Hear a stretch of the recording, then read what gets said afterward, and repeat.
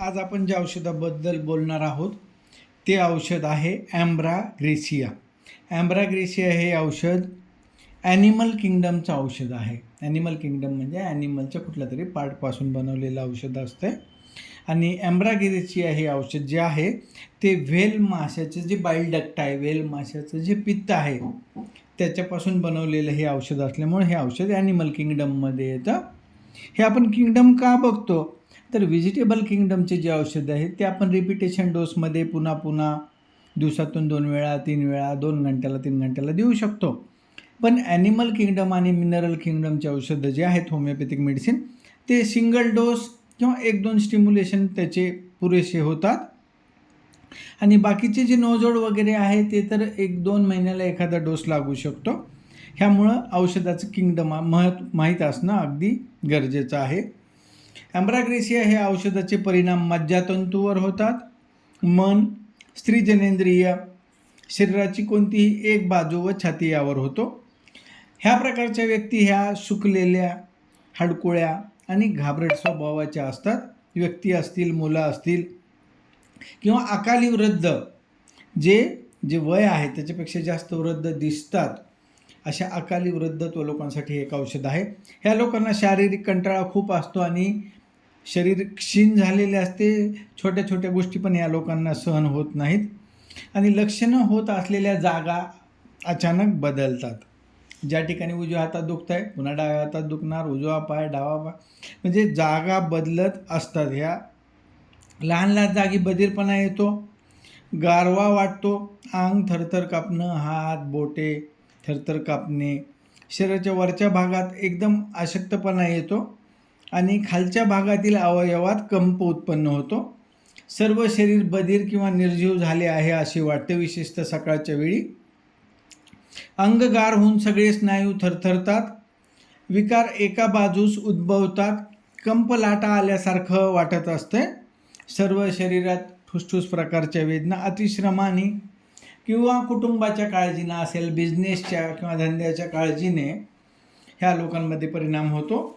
किंवा एखाद्या कुटुंबातील एकामागून 1, 2, 3, 4 व्यक्तींचा जर मृत्यू झाला तर त्यानंतर जे दुःख होतं, अशा प्रकारच्या दुःखासाठी हे खूप चांगलं औषध आहे.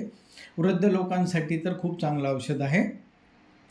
मानसिक लक्षणामध्ये आकलनशक्ती मंद झालेली असते, विनाकारण बडबड करणे, उत्तर मिळायच्या आधीच पुढला प्रश्न विचारणे किंवा एकामागून एक अनेक प्रश्न विचारणे, लाजाळू स्वभावाच्या व्यक्ती, मागील दुःखकारी गोष्टींची पुन्हा पुन्हा आठवण होणे, अनेक कल्पना डोक्यात येतात आणि जातात आणि वेळ खूप सावकाश चालला आहे असे वाटत असते. आणि कोणतीही गोष्ट दुसरे लोक बघत असताना हे लोक करू शकत नाहीत. म्हणजे समजा पेपर लिहित असेल तर एखाद्या मुलाकडे जर शिक्षक बघत असेल तर तो पेपर नाही लिहू शकत. म्हणजे कोणी त्या व्यक्तीकडे जर बघत असेल तर तो ती गोष्ट करू शकत नाही. उदासीन प्रकारचे लोक असतात, खिन्न असतात आणि गाणी किंवा म्युझिक ऐकल्यानंतर ह्या लोकांना रडू येतं. विसरभोळेपणा असतो, वाचलेलं समजत नाही, स्वतःच्या बोलण्याने किंवा दुसऱ्याचं बोललेलं ऐकायला नको वाटतं, बोलता बोलता अचानक विषयांतर करतात ही लोक. नाचणारे बडबड करणाऱ्या धांदरट मुलींसाठी हे औषध आहे. दिवस दिवस रडत बसणाऱ्या लोकांसाठी सुद्धा हे खूप औषध महत्त्वाचं आहे. मागील गोष्टींची आठवण आणून पूर्ण दिवसभर रडत बसणारे लोक. डोक्यामध्ये घेरी येते, त्यावेळेस डोके व पोट हलके असते, अशक्त झाल्यासारखं वाटत असतं. विशेषतः वृद्ध लोकांना डोक्याच्या मागील भागात लचक बसल्यासारखं वाटतं व डोक्याच्या आत कलकलतं. नाक शिंकरत असताना डोके दुखते, मेंदू सैल झाल्यासारखा वाटून ज्या बाजूला नेजले असेल त्या बाजूस पडतोल असं वाटत असते. डोळ्याच्या पापण्या जड होतात, जागे असून सुद्धा डोळे उघडायला नको वाटते इतकं जड पापण्या असतात. शिवणकाम करताना डोळ्यापुढं ठिपके तरंगतात. एका कानाने ऐकू येत नाही आणि दुसऱ्या कानात आवाज येत असतो. नाकामधून रक्त येते, विशेषतः MC वेळी किंवा सकाळी तोंड धुत असताना नाकातून रक्त येते. रात्री नाक बंद होते, तोंडाने श्वास घ्यावा लागतो. जुनी सर्दी असेल आणि रात्री नाक बंद असेल तर हे औषध उपयुक्त ठरतं. चेहऱ्याच्या स्नायूंना कंप येतो, होटांना पेटके येतात, ओठ कडक आणि लाल झाल्यासारखे दिसतात. तोंडाच्या हिरड्यातून खूप रक्त येत असते, घाण पण येते. दूध प्याल्यानंतर दूध आंबट लागते. जिभेखाली फोड आलेला असतो. पोटामध्ये आत गार काहीतरी आहे असं वाटतंय. वात धरतो. दुसऱ्यांच्या देखत लघवीला किंवा शौचास होत नाही. विशेषतः लहान मुलांमध्ये ही तक्रार येते. लहान मुलं शौच करत असताना जर कोणी बघत असेल तर त्या व्यक्तीला ते बाजूला जाण्यास सांगतात. कारण एखादा व्यक्ती बघत असताना लहान मुलांना शौचाला किंवा लघवीला होत नाही. गरोदरपणी पोटावर व मांड्यांना घाम येत असतो. गरोदरपणी किंवा बाळंतपणाच्या नंतर जे कॉन्स्टिपेशन आहे, मलावरोध आहे, त्याच्यासाठी सुद्धा हे औषध उपयोगी आहे. यकृताच्या जागेत एखाद्या छोट्या ठिकाणी दुखणे आणि त्या ठिकाणी दाबल्यावर जास्त होते. शौचाबरोबर खूप रक्त पण जात असते. पोटामध्ये खाल्ल्यानंतर अन्न जठरापर्यंत पोचले नाही असं वाटतंय आणि खोकला किंवा जांभया येत असतात. ढेकरा येताना जोराने आचकी आल्याप्रमाणे खोकला येत असतो. दूध पिल्यानंतर छातीत जळजळ होते. तहान लागत नाही. मध्यरात्रीनंतर पोट फुगण्याची व्यथा असते.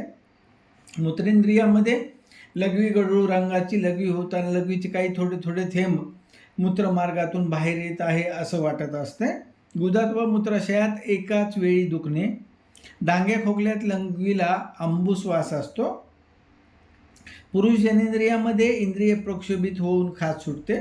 अवयव बाहेरून बधीर पण आतून आग असते.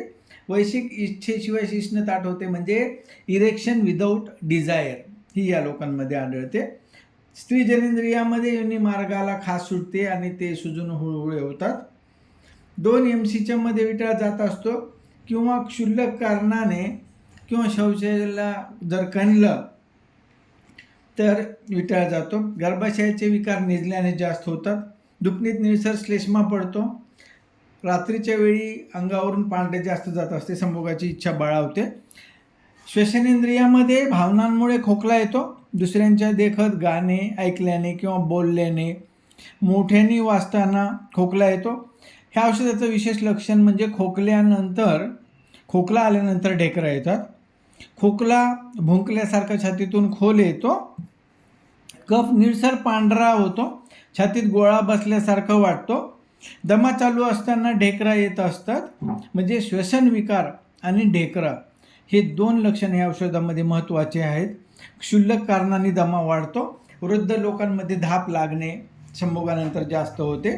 मोकळ्या हवेत हृदय धडधडते. चेहरा फिक्कट होतो. नाडी चालल्याची जाणीव होते. काळजीमुळे झोप येत नाही. उठून बसावी लागते.